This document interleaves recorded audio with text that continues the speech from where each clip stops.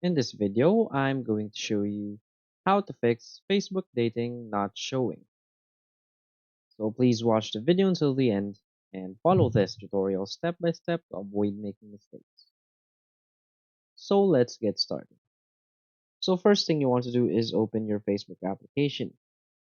And from here, tap on your profile icon in the upper right corner of the screen. And you will see a bunch of different features right here. So let's try and tap on see more. And you should be able to see this heart icon showing the dating feature of Facebook. But if in any case you can't see that feature, what you want to do is close the app, go to your phone settings, go to your app settings, now search for Facebook,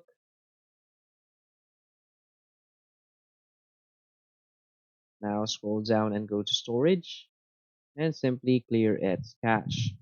So if it still doesn't work for you, what you want to do is simply uninstall the Facebook and reinstalling it back again.